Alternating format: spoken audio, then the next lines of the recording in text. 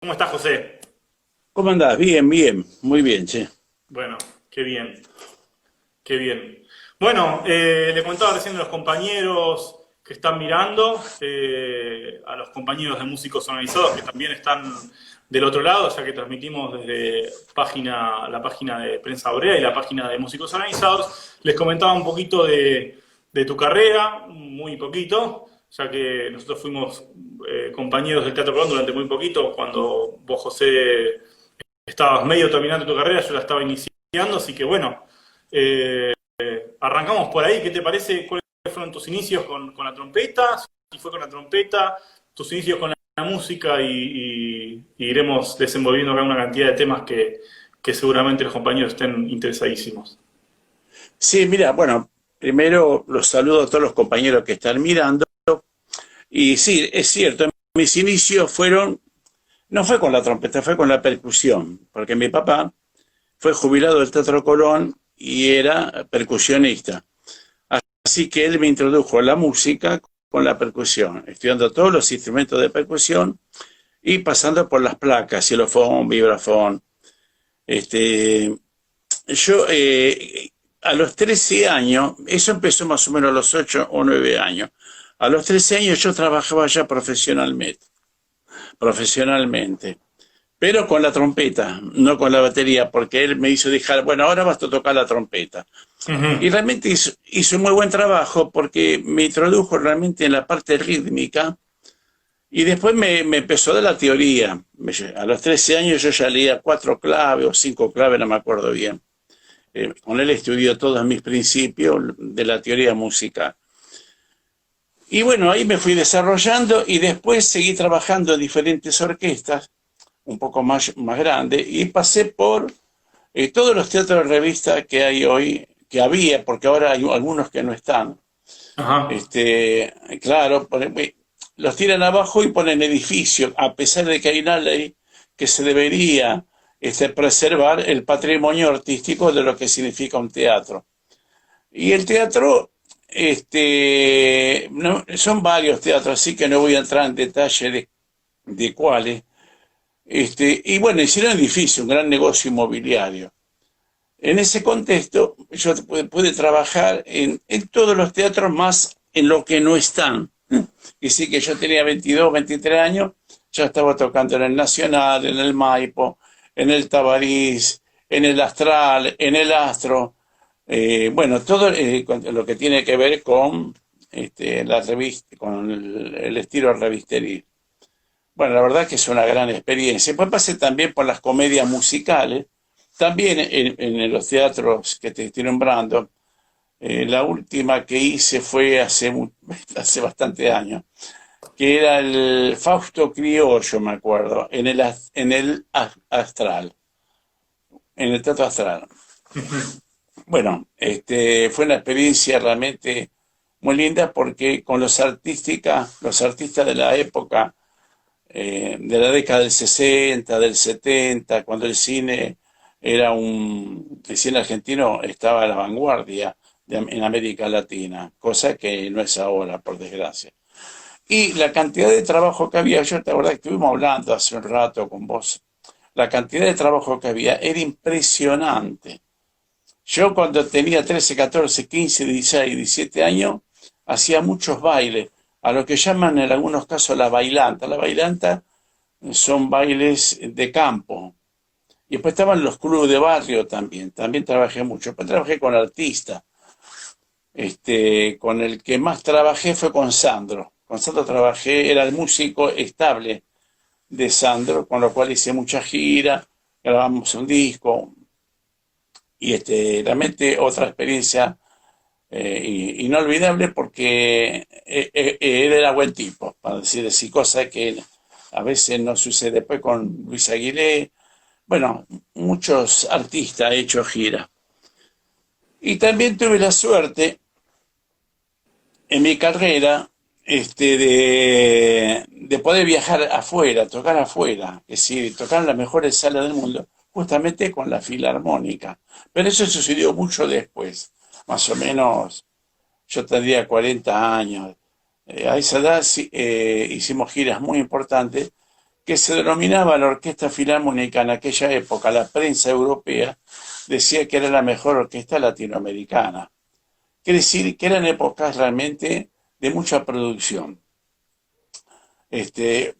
También a lo largo de mi carrera yo estudié composición, estudié, bueno, todo lo que tenga que ver con la composición, armonía, contrapunto, con diferentes maestros, los cuales voy a nombrar algunos, Pedro Aguilar, Lito Valle y por último Manfredi, con el que más me desarrollé, que me dio la posibilidad de poder componer todo lo que yo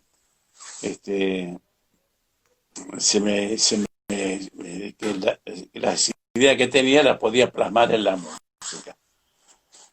Bueno, llegando al teatro, que entré por concurso de oposición, porque era la mejor forma de entrar es por concurso, por lo menos la que yo conozco. Otra forma me parece que no es la mejor, pero de eso vamos a ir hablando. Y entré por concurso en la Orquesta Filarmónica, como también entré por concurso antes en el Argentino de La Plata, que el Argentino de La Plata es digamos, es similar al Teatro Colón, que no tiene menos importancia, es un teatro que produce mucho, con producción propia, como lo era el Teatro Colón, el que fuera nuestro primer coliseo. Hoy no se puede decir eso a pesar de la cantidad de producción que he participado, de trabajos que salían de la orquesta, hemos hecho filmaciones, mira, innumerable de cosas, es muy difícil acordarse de todo, incluso también trabajamos en el Luna Par. Estoy haciendo un popurrí un poco salteado porque llevar una cronología Muy de toda difícil. mi actividad es difícil. También tuve la oportunidad de tocar de solista muchísimas veces, tanto en el clásico como en el popular. Y entre esas, tocar de solista, he estrenado obras mías tocando yo, mis propias obras con diferentes orquestas. Sí, pero realmente el desarrollo fue muy importante, a la cual yo tengo mucho que agradecer a varios maestros, empezando por mi padre, que fue el que me encaminó bien, y después pasando por los maestros que te he nombrado en la cuestión de la teoría musical, mi papá, Aguilar, Lito Valle, Manfredi. También en la parte de trompetística he tenido muy buenos maestros como mi padre, el Cardoso, que innovador acá, el Washington Cardoso, el que realmente mucha gente no se acuerda de él ni lo conoce, pero fue el que produjo un cambio importante acá en la Argentina con los instrumentos de metales. Después tuve con Física, otro gran trompetista, y bueno, después tuve contacto con trompetistas muy importantes, donde también se aprende, porque uno aprende en el quehacer diario. Yo tuve buenos colegas muy profesionales, los cuales he aprendido, me han aconsejado. Yo era pibe, yo tuve la suerte de empezar de muy chico. Y bueno, y así fue poco a poco hasta que pude entrar, después del argentino, pude entrar en el Colón como músico estable. ¿En el argentino a qué edad fue? Y el argentino puede ser en la década del año 81, 82, 78, 79, más o menos por esa época. Y por esa época también empecé a trabajar con Sandro, que era compatible, porque con Sandro trabajaba en las temporadas de verano, que no íbamos a hacer gira por interior o por el exterior, y también en Buenos Aires, hacía los espectáculos en Buenos Aires, que yo trabajaba a la mañana con la orquesta y el ballet o concierto a la noche, que no me impedía poder hacer con Sandro lo mismo, porque los domingos la Filarmónica producía mucho, tenía los ensayos diarios todos los días y tenía los ballets a la noche más los conciertos, que sí que Contá un era una poquito, orquesta. José, contá un poquito, los compañeros que están acá, que nos están viendo un poquito cómo es la dinámica de ensayo con la filarmónica o con una orquesta de estas características, Porque bueno, por ahí no saben, piensan por ahí que llegamos y nos enfrentamos a la partitura, o si tenemos ensayos, ¿cómo funciona? No, no, bueno, realmente tocar una orquesta, y si la orquesta es buena, como la Filarmónica, necesita mucha disciplina. Es decir, vos podés ser fuera de la hora de ensayo, podés ser lo que quieras ser, pero cuando estás dentro de la hora de ensayo, no podés porque es mucha disciplina, mucha concentración y es agotador. Es decir, para el que tiene parte y el que tiene poca parte. El que tiene parte tiene que estar constantemente tocando y concentrando lo que hace. Y el que no tiene parte tiene compase de espera. Compase de espera significa que no tiene que tocar en forma constante. Si no toca y tiene, por ejemplo, 8 o 20 compases, tiene que descansar. También es agotador porque vos tenés que estar contando los compases, 1, 2, 3, 4, 1, 2, 3, 1, 2, te va cambiando el ritmo. Y también la concentración te cansa. Es, digamos, para las dos partes. Es decir, que cuando la orquesta está funcionando, nadie descansa. Es decir, o tocas o contás. Y la disciplina es una disciplina más que militar, porque es una concentración y vienen obras realmente que era muy difícil, que yo siempre defendía los cuerpos artísticos. Se defiende por la dificultad de obra, la dificultad de técnica artística, y no cualquiera lo puede hacer. Así que es un trabajo muy específico, muy diferente a lo que se hace, por ejemplo, en la popular. La popular también tiene que estar muy preparado. Tiene que saber armonía, tiene que conocer el cifrado, que serían los acordes, tiene que conocer las sucesiones de acordes para improvisar, saber lo que viene. Son dos trabajos diferentes. Y la música clásica es matemática, tiene que estar muy concentrado, entender cómo, cómo se interpretaría para un compositor. No es lo mismo que tocar la misma división con Tchaikovsky que con Beethoven o con Haydn. Son dos estilos diferentes, aunque la métrica sea la misma y los matices sean los mismos, se toca de diferente forma, que esa es la formación que tiene el músico clásico. Y la música popular es otra cosa, no es menos, no hay una disciplina superior a otra, son diferentes. Y la música popular hay que estudiar también mucho.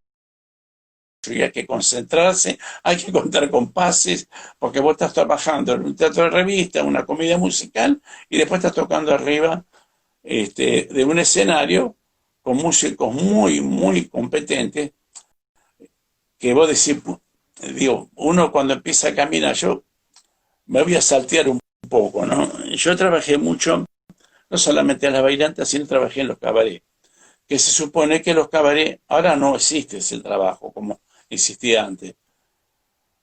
Uno decía, bueno, pero no es un trabajo bueno. No, no, ahí había músicos, notables músicos. Y que yo he tocado con Pancho Nolé, Nolo Cao, tipos de mucha trayectoria y de mucho reconocimiento en la época. Es decir, tuve la suerte de conocer mucha gente. He tocado con el polaco Goyeneche en el Cabaret King, y me acuerdo que a veces me llevaba a mi casa, porque salía de Córdoba, de la calle Córdoba, que estaba, y me llevaba, yo vivía en Congreso, me llevaba y me daba consejos, tipo fenómeno, que sí. He conocido muy buena gente del ambiente artístico, y he conocido otros que no son tan buenos. A eso no los nombro. Claro. Me acordaba recién cuando nombrabas esta cuestión de tocar en cabaret y demás, una realidad que no existe hoy de esta cantidad enorme de lugares que había con orquestas estables o semiestables. Cada radio o cada canal de televisión tenía su orquesta. Hoy eso no existe. ¿Cómo es Radio Nacional? Maipú 555 creo que tenía su auditorio y su orquesta estable, como la tuvo Canal 7 hace poco y disuelta por el mismo Bauer, que está hoy como ministro de Cultura de la Nación, fue el que disolvió la orquesta estable de Canal 7. La creó y luego la disolvió. Pero bueno, también una cantidad de sindicatos y se han creado otros. ¿Cuál era el rol del Sindicato Argentino de Músicos, el SADE? Pero luego después apareció el de Variedades y demás, una cantidad de sindicatos que casi no existe, ¿no? Y bueno, el SADEM hoy está completamente vaciado de contenido y demás, pero bueno, tuvieron su importancia, ¿verdad? Sí, muy importante. Mira, vamos por parte.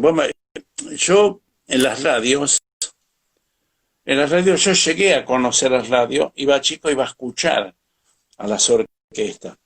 Y en los canales, yo llegué a tocar en los canales porque era muy joven y me mandaban a hacer cambios. Los cambios quiere decir que te llaman para cubrir a un músico por diferentes razones.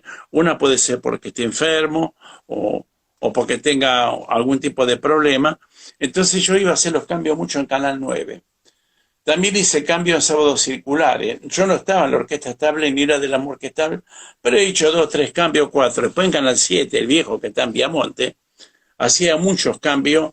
Me acuerdo el trombonista, ahora no me acuerdo cómo, tenía un conjunto chico y tocaba, los días no me acuerdo, y el trompetista me mandaba seguido de cambio, yo siendo pibe, que decir que llegué a conocer por dentro los que trabajaron en la orquesta de Canal, aunque sea, digamos, transitorio, no era que yo era estable o que iba siempre.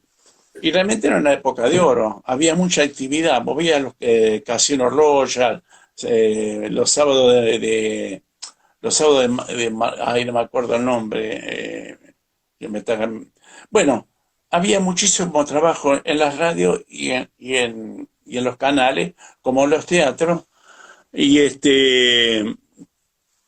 y también muchas grabaciones, que yo llegué a hacer bastantes grabaciones, hasta que poco a poco eso se fue cortando, porque apareció la cinta y los empresarios,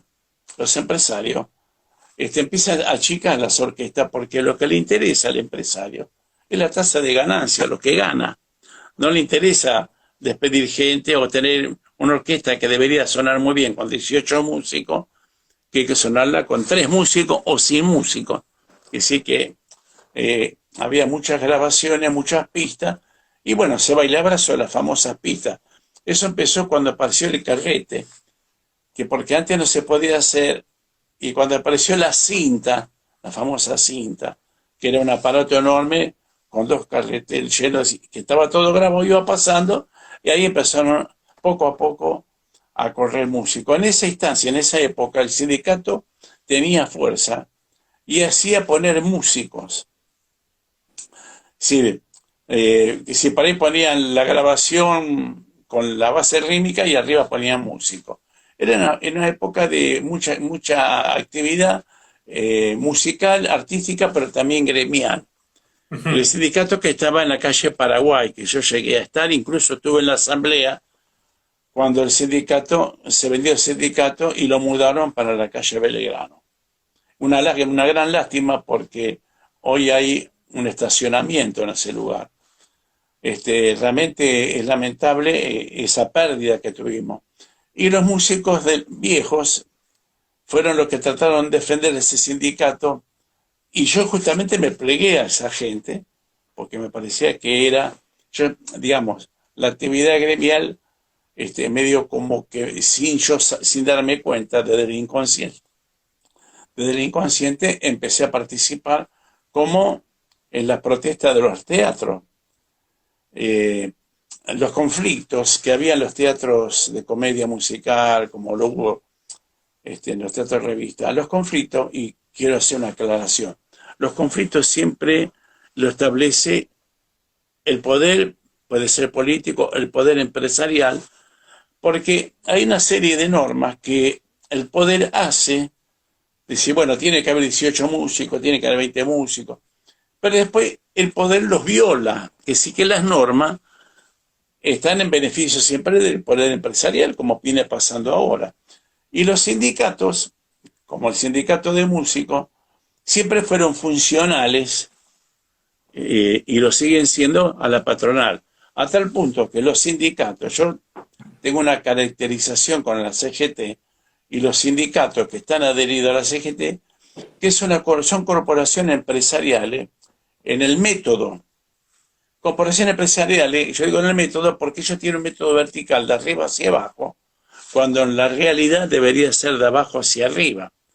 Es decir, ellos ejercen el poder, violan las normas sindicales, porque en los sindicatos te hablan de que vos tenés que hacer asamblea.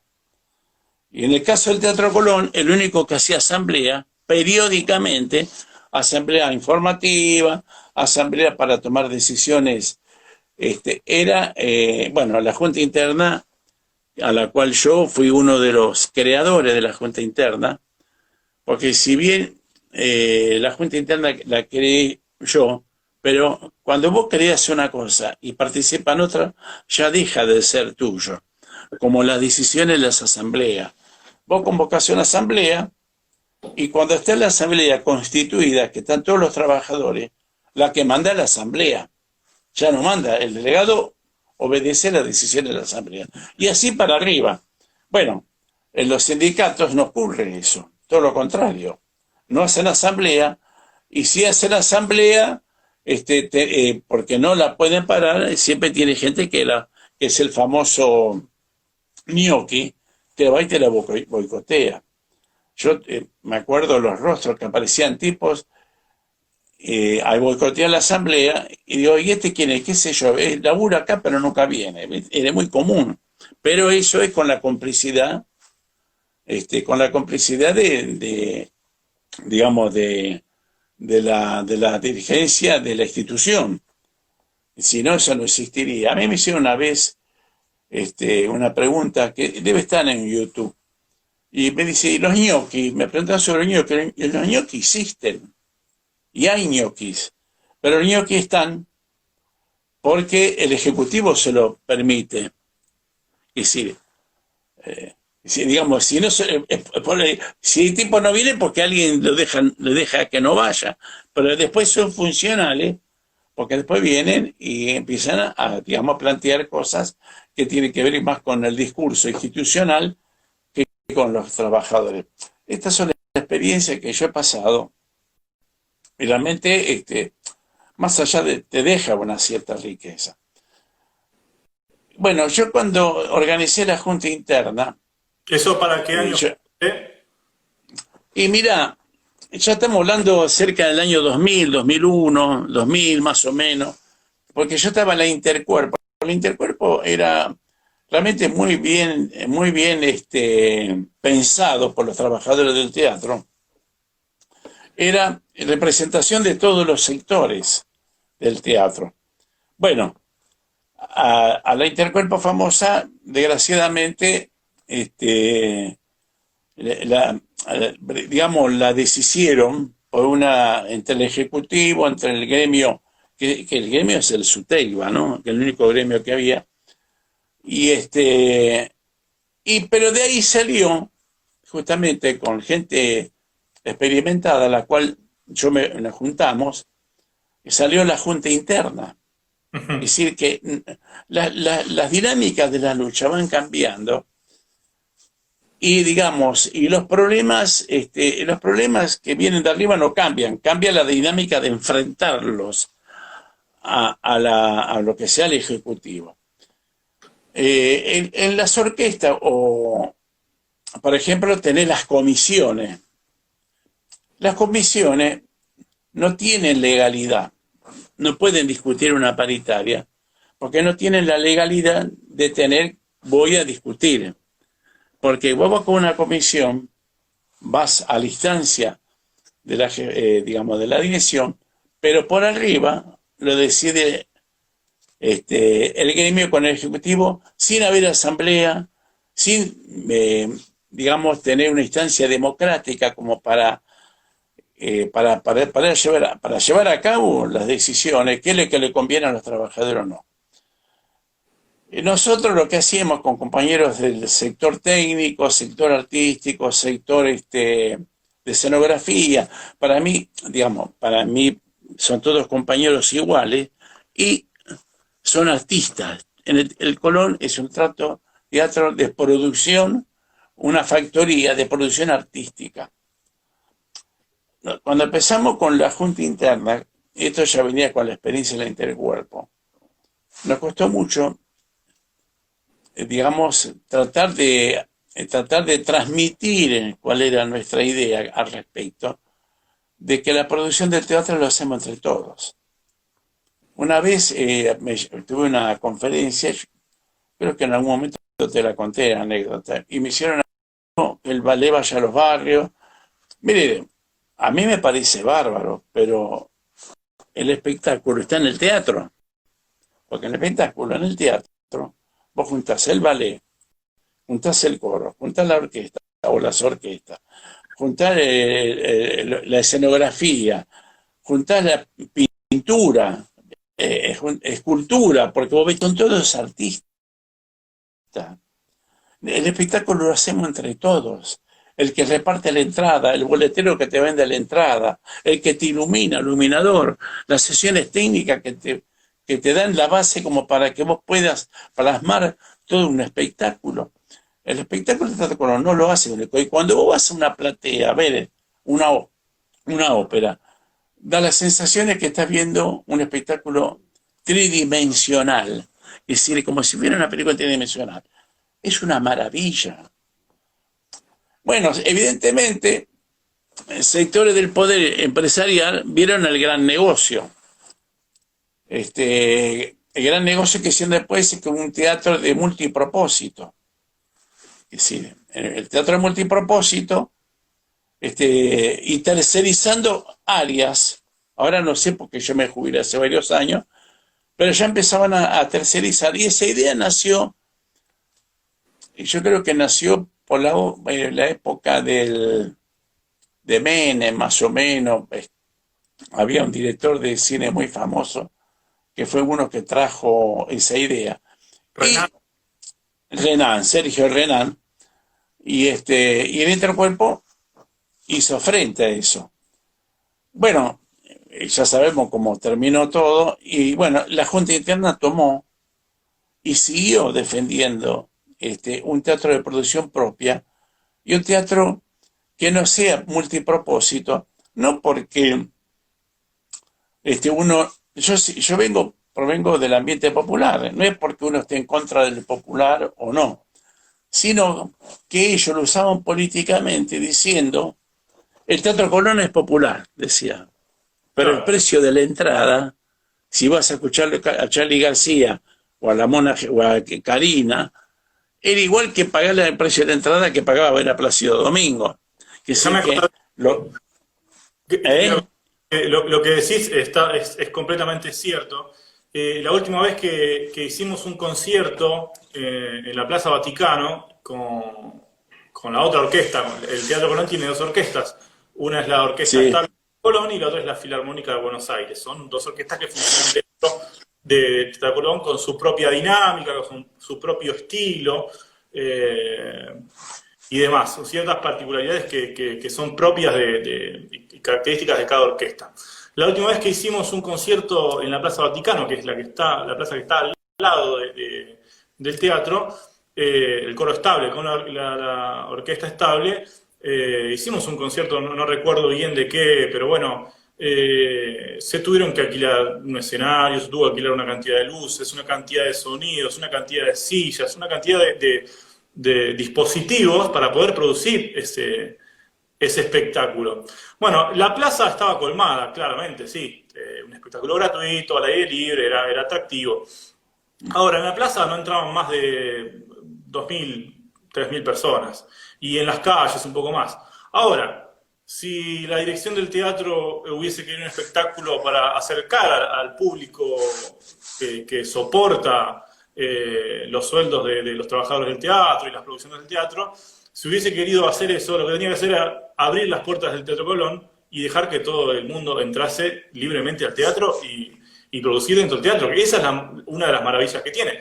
En cierto sentido, el teatro es una maravilla por el edificio y por la categoría histórica que tiene y por las dimensiones que tiene, sino también por sus por sus trabajadores, que son altamente calificados, pero esto hubiese sido una visión, en cierto sentido, popular. Abrir el teatro de entrada gratuita, no hacer que tengamos que llevar un espectáculo afuera de la calle, que es lo que vos recién marcabas, ¿no? Sí, yo te agregaría varias cosas, ¿no? El teatro, digamos, como es producción propia, es estatal, que sostiene el teatro es el contribuyente de la ciudad. No nos engañemos, el contribuyente que pone el dinero con los impuestos y le tiene que devolver lo que el teatro le devuelve al contribuyente, lo que el contribuyente pone con sus impuestos. Es como la educación pública, como el hospital público. Lo que han hecho con el teatro es igual, y de lo que están haciendo con los hospitales, o lo que han hecho con los hospitales, lo siguen haciendo, o con las instituciones de educación. Sí, tenés escuelas privadas, tenés hospitales, obra social, hospitales privados, pero el Estado siempre lo subvenciona. ¿Qué decir? Pero para llegar a eso, para llegar a apoderarse del presupuesto del teatro, el teatro, como cualquier institución, tiene un presupuesto asignado. Al tercerizar los sectores, se apropian del presupuesto. Es decir, que un personal que tiene antigüedad va a cobrar un salario después de varios años, es diferente que un monotributista. El tipo se apropia de un sector, no voy a hacer nombre porque ya hace 3 años que me fui, y lo pone monotributista. Quiere decir, y el presupuesto total no queda para el laburante, que es el que produce. El trabajador es el que produce, no los empresarios ni los funcionarios. Si no tenés el laburante trabajando en escenografía, en carpintería, en mecánica y escénica, en calefacción y todo, que son los que realmente producen para que los que están haciendo, digamos, los que están a la vista, puedan hacer el trabajo que tienen que hacer. Si no tenés esa gente, no podés hacer nada. Podés hacer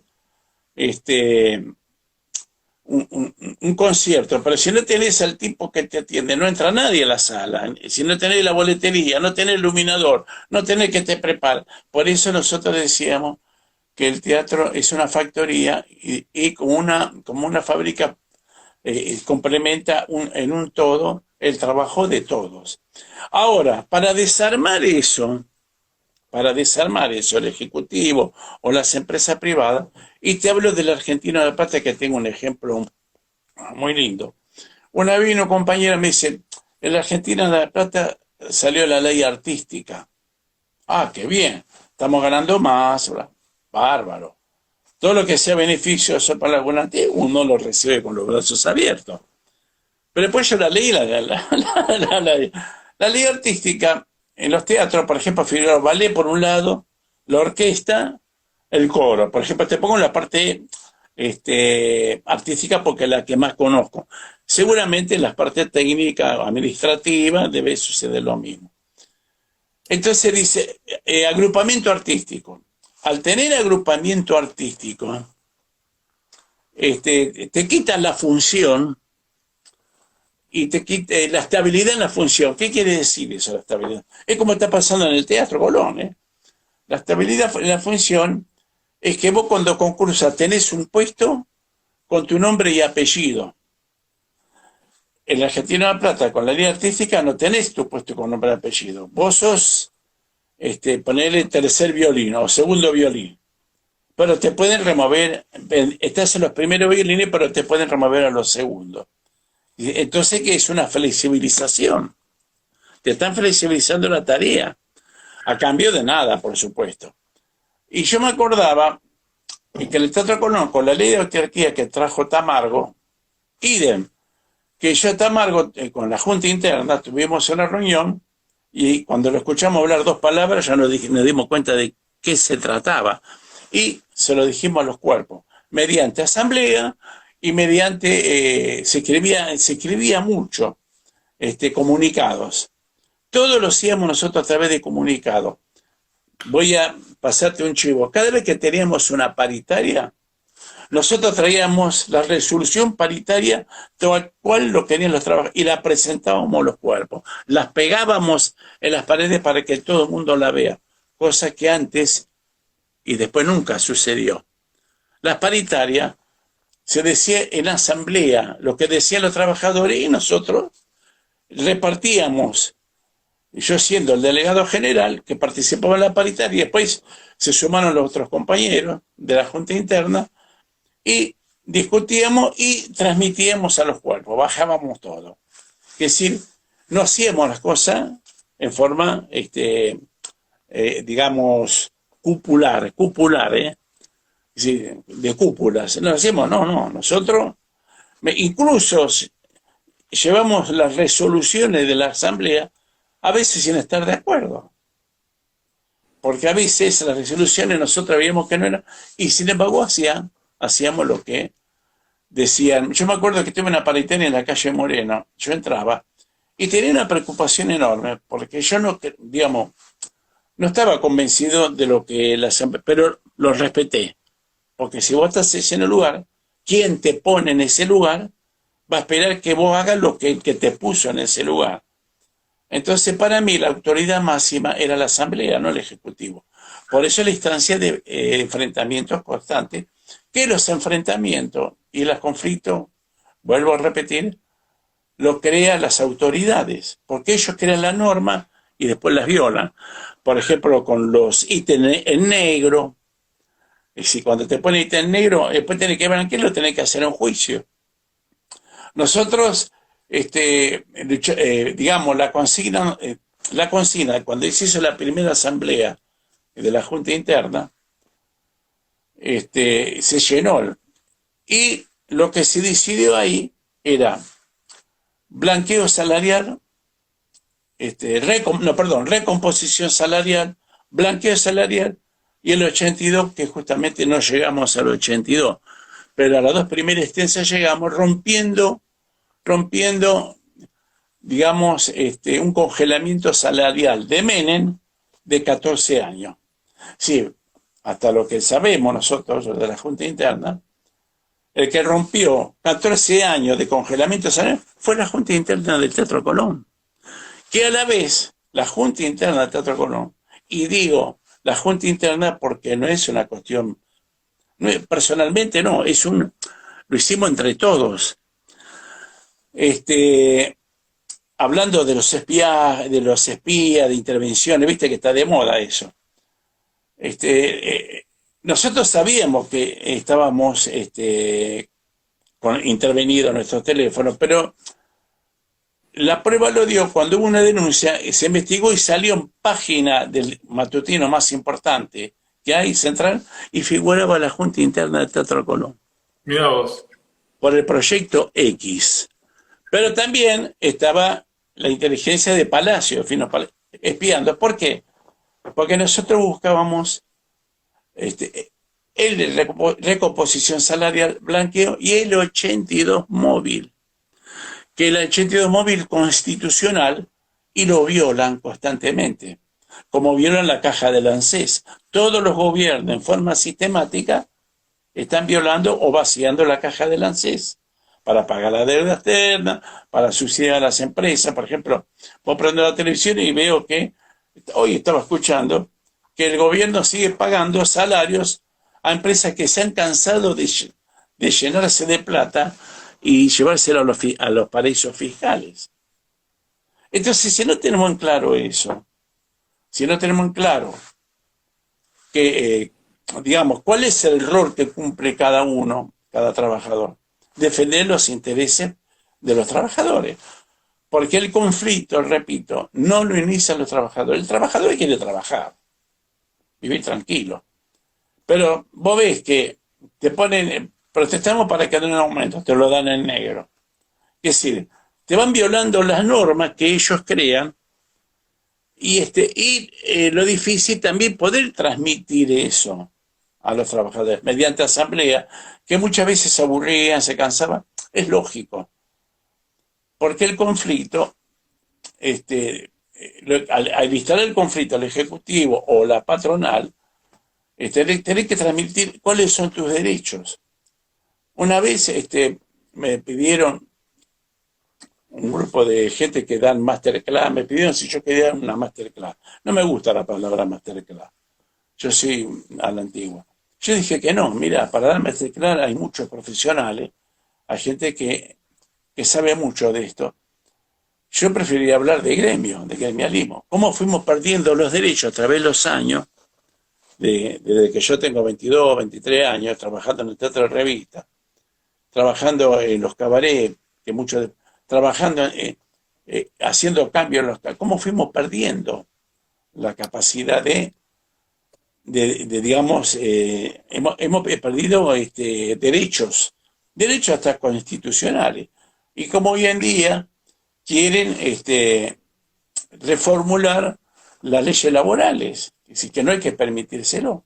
Por ejemplo, el Teatro Colón hoy no tiene la ley de autarquía, como una vez vino Tamargo, el creador de la ley de autarquía, el que hace los espectáculos, vino a explicar lo que era la ley, todo lo bueno que era la ley de autarquía.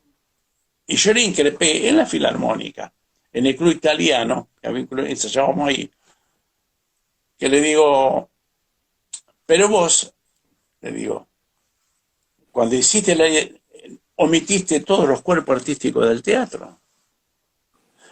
Y Tamargo me dijo, sí, en eso te tengo que dar la razón, adelante de toda la orquesta. Ah, fenómeno, le dije, ustedes escucharon. Es decir, hoy, después de la ley, creada la ley de autarquía, hasta la fecha, por lo que yo sé, no hay reglamento, no hay...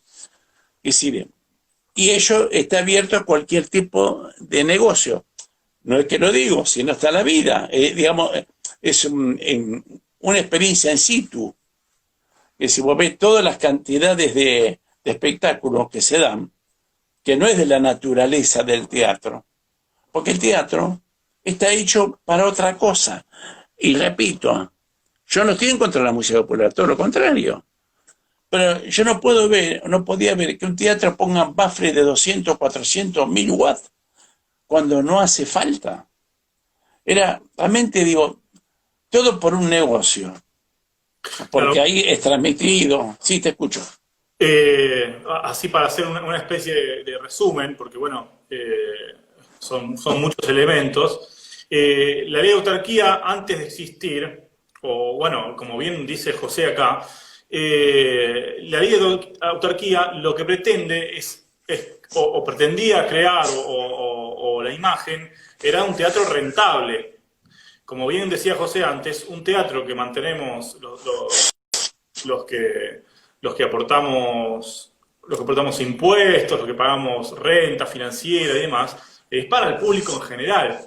Y esta ley de autarquía lo que fue semi-privatizar o crear las vías, el camino para privatizar diferentes sectores. Hoy tenemos que hablar de, por ejemplo, el personal que vende las entradas, que está privatizado, que es una empresa que vende, el personal de limpieza, también es una empresa tercerizada. Dicho sea de paso, en 2013 murió un trabajador, Daniel Ayala, de 18 años, en un accidente muy oscuro, todavía no esclarecido, porque fue tapado por el Sindicato Único de Trabajadores de la Ciudad de Buenos Aires, el SUTECBA. No sabemos qué sucedió en ese momento. El personal de sala, que tiene contratos de locación, como la mayoría o una gran cantidad de trabajadores en el Teatro Colón, que alcanzan los 18.000 o 20.000 trabajadores en esta relación de dependencia sumamente precaria, trabajadores de la cafetería y demás, y tenemos que nombrar los trabajadores guías que fueron despedidos cuando comenzó la cuarentena y con la ley de previsión de despidos que demostró ser de cartón, porque el mismo día que se legislaba o se ponía en marcha, no solo Techín, que es un gran capitalista y que es un gran empresario aquí en este continente, sino en todo el mundo, despedía a los trabajadores doblándole la pulseada, ganándole la pulseada a Fernández, sino que en el Teatro Colón se despedían 25 guías el mismo día que entraba en vigencia esta ley de antidespidos. Y bueno, se demuestra también lo diezmados que está la organización del teatro, porque bueno, no podemos afrontar, o bueno, en este marco de pandemia es muy difícil organizarse y demás, pero bueno, estamos en un impasse donde todavía los compañeros no han sido reincorporados, no hay promesas de que pasen a planta permanente como debían ser. Todos los trabajadores tercerizados deben pasar a planta permanente dependiendo dentro del teatro para, bueno, tener todas las cuestiones dentro del convenio colectivo de trabajo como tenemos otros trabajadores y que hoy realmente tenemos que ver como trabajadores de 25 años o un poco más no han pasado nunca por un trabajo estable, ¿no? Cómo se establece la precariedad absoluta de los trabajadores más jóvenes, y lo vemos, bueno, con Rappi, con Globo, con todas la uberización del trabajo. Eso para hacer un poco un raconto. Ya estamos entrando en los últimos 10 minutos, José. Yo a los 5 te voy a decir, te voy a pedir una reflexión y demás. Sí. Si podés hablar un poquito de, bueno, del trabajo, el trabajo sindical que hace Músicos Organizados, a las perspectivas que tiene Músicos Organizados dentro del Sindicato de Músicos. Paso un chivito, pequeño chivo. Bueno, estamos haciendo una campaña muy importante de empadronamiento de todos los músicos y artistas en general que están sin trabajo en este marco de pandemia y de paralización absoluta de todo el sector, y llevamos adelante los reclamos de no al pago de monotributo, 30.000 pesos ya como a manera de seguro de desempleo, bueno, una cantidad de cuestiones que en un programa se van desenvolviendo día a día con las asambleas y demás. Quería preguntarte un poco la perspectiva que le ves a músicos organizados, ya que vos también has sido constructor, ¿no? Mira, está bien. La recuperación del sindicato. Lo que realmente se quiere recuperar es la legalidad.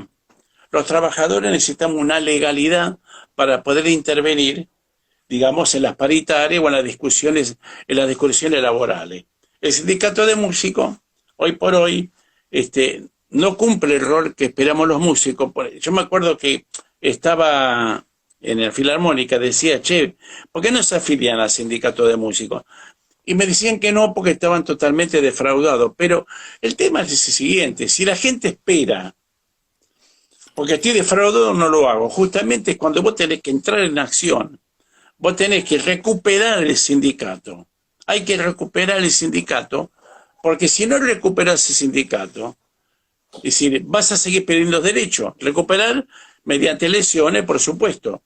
Por eso la afiliación tiene que ser masiva de parte de los músicos del teatro, para poder decidir a través de músicos organizados que tiene otra mirada muy diferente a luchar por los puestos de trabajo. Por ejemplo, hay proyectos presentados en la legislatura porteña. Yo participé en uno, o charlas, donde, digamos, a través de músico organizado, tratar de llevar ese proyecto donde, para que los músicos sigan tocando, tienen que crear instancias, por ejemplo, en lugares, por ejemplo, en una esquina que se haga cargo el Estado, para que puedas, digamos, poder trabajar, o crear instituciones que tienen mucho edificio al pedo, ¿viste? Vacío, lugares de espectáculo. Se puede hacer porque el espectáculo es cultura. Los países siempre le dan importancia a la cultura. Es el emergente social, es la cultura.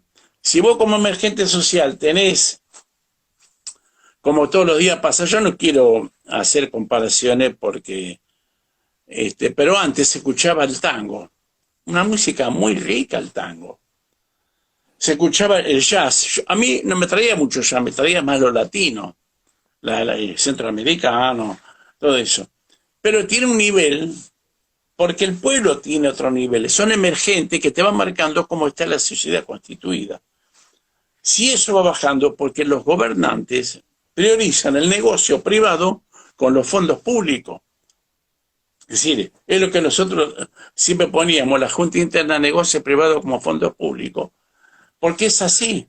Hace negocio privado con el presupuesto del contribuyente. Es decir, si no defendemos cada uno de nosotros, que yo me cansaba de decir mediante asamblea, mediante, mejor dicho, toda la Junta Interna, que estaba muy concientizada, tratando de hacer, y a veces, viste, bueno, uno tiene, digamos, altos y bajos. La lucha no es una línea recta, la lucha es sinuosa, va cambiando así, haciendo. Por eso, uno tiene que intervenir dentro del sindicato. A mí me decían que era sindicalista. Y supuesto que soy sindicalista, porque tengo conciencia de trabajador, porque donde discutís la estancia final de los trabajadores es en una paritaria, y si vos no tenés representación legal estando en un sindicato, si vas con una comisión, te dicen que sí, te pegan unas palmaditas en la espalda y buenas noches. No tenés injerencia en nada, a menos que vas a conseguir alguna cosita personal para cada uno. Es decir, por eso era importante, a mí me costó mucho decirle, si no tenemos la legalidad no podemos intervenir. Y si no tenés afiliado, que es el que te marca la intervención, es la cantidad de afiliados que tenés. Entonces, si vos no tenés una cantidad de afiliados, no puedes intervenir. Yo me acuerdo que yo estaba solo, teníamos poquito afiliado de ATE, y eran 4 abogados ¿cómo se llama?, del Ejecutivo, 3 del SUTELBA y yo solo. Que digo, tuve que pedir auxilio, que venga un abogado, porque... Entonces, bueno, tuvimos la suerte que vino un abogado, bueno, y pudimos defender un poco más, donde hicimos el primer, digamos, rompimos el congelamiento salarial de 14 años de Menem. Después conseguimos el aumento salarial, recomposición y el blanqueo. Después se perdió. Se perdió porque no queremos gremio, no queremos sindicato. Entonces formaron comisiones y no intervienen en la distancia más importante, que es la distancia para defender que la paritaria, donde vos vas con el mandato del cuerpo. O el mandato del cuerpo, yo me refería a todos los cuerpos. Bueno, entre esos, con nuestras idas y venidas, tratamos de mantener eso, y siempre la historia la escribe el que gana. Es decir, lo que puedan decir ahora, porque no está la Junta Interna, la escribe el que gana, pero no lo dice con una realidad, porque teníamos que plantear cómo está la situación de los trabajadores. Yo me enteré que hay el voluntarismo. ¿Qué es el voluntariado? Es una flexibilización laboral. Es como los chicos estos que nombraste vos, que de turismo, que para ir a los hoteles. ¿Por qué el gobierno no toma a esos chicos y los lleva a los hoteles para que hagan la tarea por la cual están preparados? No, eligen un músico, o músico, un técnico, lo que sea, que es una flexibilización laboral. Porque eso es lo que está haciendo, están aprovechando. Bueno, no sé si estamos en tiempo. Vamos a ir cerrando, ahí ya parece que quedan 2 o 3 minutos, así que preferible hacerlo ejemplar. Vamos a terminar bien. Sí, es muy importante todas las cuestiones que nombrás. Hoy justamente llegó un nuevo mail de Recursos Humanos del Teatro relanzando el voluntariado, ¿no? El voluntariado tan mediático y a cambio de nada. A cambio de nada. Y teniendo en cuenta también la enorme lucha de los trabajadores de la salud, los enfermeros que no están siendo reconocidos como trabajadores profesionales, y dándole las cuestiones que esta gran cantidad de compañeros está reclamando hace años. Hace 2 años fueron brutalmente golpeados por una patota del sindicato también. Ahí nos van diciendo que ya sí, evidentemente quedan 2 minutos. No voy a agregar nada más porque realmente se nos va a ir esta cuestión. Te quiero agradecer muchísimo. Has pasado por una edición más de elementos históricos, una cantidad de elementos que realmente marcan la complejidad de lo que es un teatro de ópera, lo que es un teatro de factoría, de producción propia, Así que, bueno, muy agradecido de esta charla, este intercambio, José. Así que, bueno,